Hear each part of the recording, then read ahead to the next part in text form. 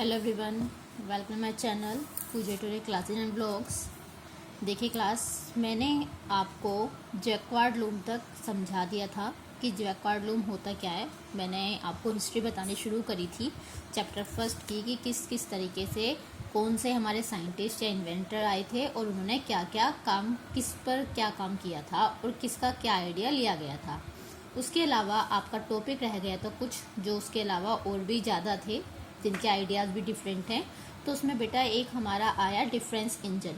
Difference engine देखिए, English mathematician Charles Babbage, जैसे कि आप सभी जानते हैं, जिनको हम फादर ऑफ कंप्यूटर भी कहते हैं, 1812 में चार्ल्स बेबेज आए। उन्होंने एक मशीन तैयार की जिसका नाम रखा गया डिफरेंस इंजन। कौन सी ईयर में? 1812 में।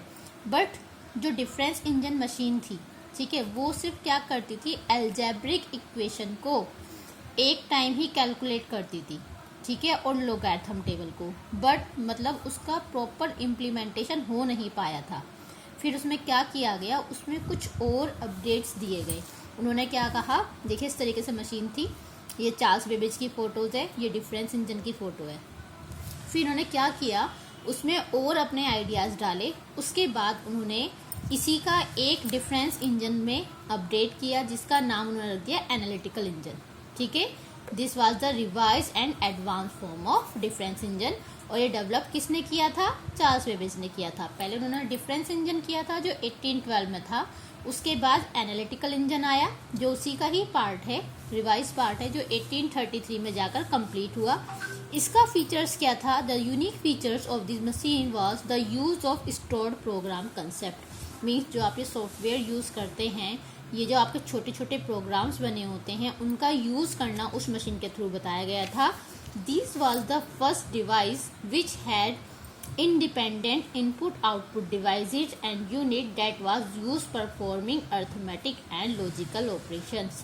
मीन्स ये पहली आपकी डिवाइस थी जिसमें आप इनपुट आउटपुट डिवाइस को लगाकर अपने फंक्शंस को क्या करते थे, परफॉर्म करते थे। जो आपके अर्थ ALU का पार्ट होता था, ALU के जो फंक्शन होते थे, तो आप इनपुट आउटपुट डिवाइस के थ्रू उसे परफॉर्म करना शुरू कर दिया। दैट मीन्स एक तरीके से एनालिटिकल इंजन का जो पूरा आपका कवरेज है वो आपके एनालिटिकल इंजन में आ चुका था। आप उसमें इनपुट आउटपुट डिवाइस भी लगा सकते थे, ALU भी लगा सकते थे। ये देखिए इस तरीके से ये रहा एनालिटिकल इंजन। उन्होंने इस तरीके से एक छोटी सी मशीन बनाई थी, ठीक है। छोटी सी मशीन बनाने के बाद उन्होंने फिर क्या किया, धीरे धीरे और चीज़ें आती रही। इसके बाद एनालिटिकल इंजन का जब हमारा ये कम्प्लीटली क्या हो गया, सक्सेसफुल हो गया, फिर उसके बाद आए हमारे यहाँ मार्क आई। मार्क आई डॉक्टर हार्वर्ड एल्कन ने बनाया था, एक रिसर्चर थे हार्वर्ड यूनिवर्सिटी से। इन्होंने ये मार्क आई को डेवलप किया था। Mark I was a huge and bulky machine with complex design. देखिए इस तरीके से आप देख सकते हैं ध्यान से, ये आपको दिखाई दे रहा है कितनी ह्यूज मशीन है। ये तो देखो एनालिटिकल इंजन छोटी सी है, लेकिन जो ये मार्क आई आए थे, इन्होंने देखो कितनी रिसर्च किया और देखो इतनी बड़ी ये मशीन बनाई। तभी इसको ह्यूजी और बल्की कहा गया है, जो वजन में भी ज़्यादा थी, लेकिन और इसका जो डिज़ाइन था बहुत ज़्यादा कॉम्प्लेक्स था। मीन्स उसको समझना आसान नहीं था। Mark I use more than 700 kilometre of wires and thousands of components. आप खुद सोचिए वो कितनी स्पेस ले रहा है, 700 किलोमीटर, और कितने कंपोनेंट्स लगे हुए हैं जो उसमें वायर्स लगे हैं, नियर अबाउट 1000 से करीब। It could perform addition in a fraction of a second and multiplication in few seconds only.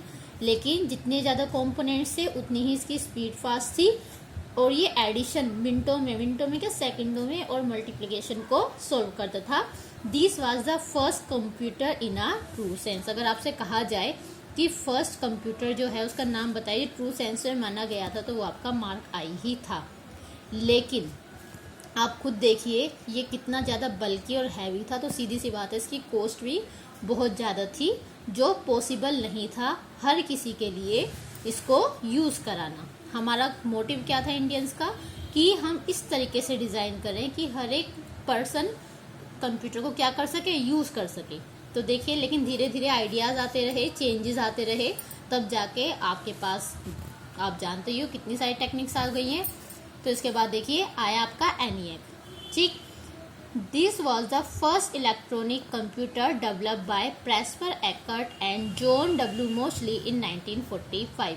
आप इस लाइन को अंडरलाइन कर सकते हैं। अगर आपसे पूछा जाए फर्स्ट इलेक्ट्रॉनिक कंप्यूटर का नाम बताइए जो पूरी तरीके से चलता था इलेक्ट्रॉनिकली, तो उसका नाम था ENIAC। ENIAC stands for electronic numeric integrator and calculator. ये इसकी फुल फॉर्म है, एग्जाम में आ भी जाती है। ठीक है, ENIAC was by giant machine. देखिए इस तरीके से ENIAC आपको दिखाई दे रखी होगी। ठीक, एक आपकी जायंट मशीन थी जो 20 feet long and 40 feet broad थी। The main electronic components use as vacuum tubes.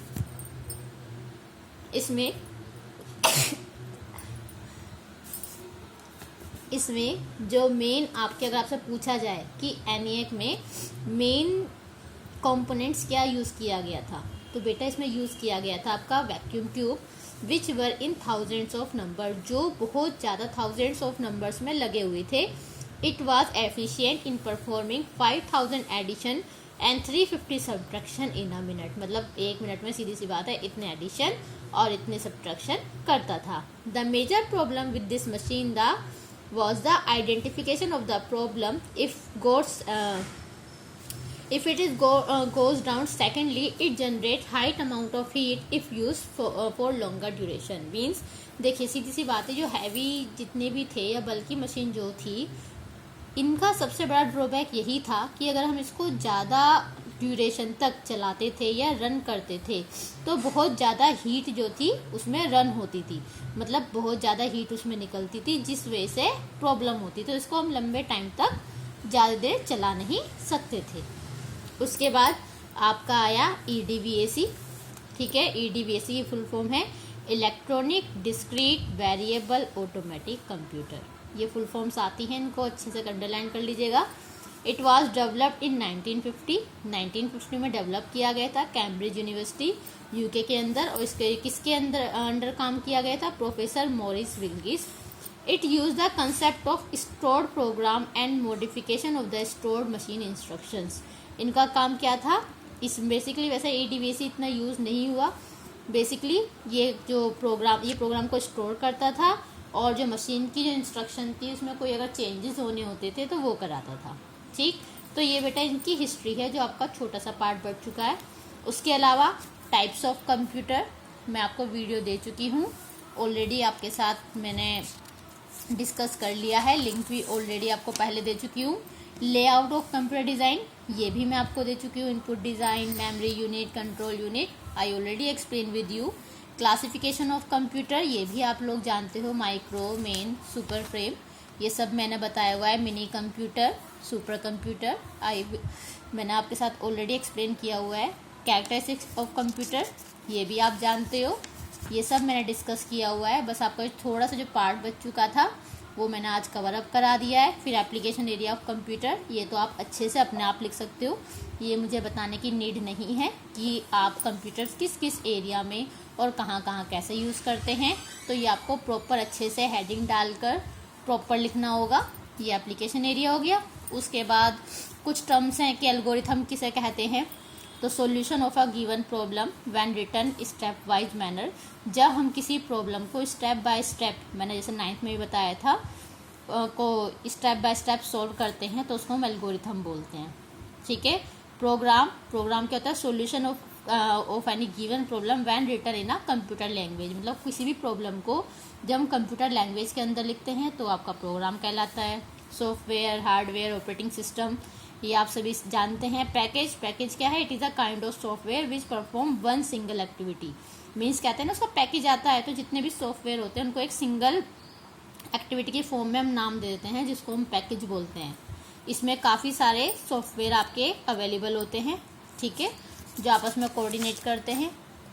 और फिर ये इसकी फुल फॉर्म्स दी हुई हैं, ये मैं आपको बता चुकी हूँ। अच्छा, ABC की full form, first electronic digital computer था ये। मार्काई फर्स्ट ऑटोमेटिक कंप्यूटर डिवाइस थी। NEA फुल फॉर्म दी हुई है इनकी, और साथ में बताया हुआ है फर्स्ट डिजिटल कंप्यूटर। इसको जरूर याद कर लेना। अगर आपसे पूछा जाए फर्स्ट वर्ल्ड डिजिटल कंप्यूटर कौन सा था, तो UNIVAC means universal automatic computer. Clear है। तो ये आपका चैप्टर आज कंप्लीट हो गया है, और इसका जो भी आपको इससे रिलेटेड कोई क्वेरी है आप मुझसे पूछ लीजिएगा। आज के लिए इतना ही काफ़ी। अब हम नेक्स्ट टर्न पर नेक्स्ट वीडियो आपके साथ लेकर आऊँगी, और आज के लिए इतना ही। मेरे चैनल को लाइक शेयर सब्सक्राइब कर दिया करें, और good bye all of you, take care.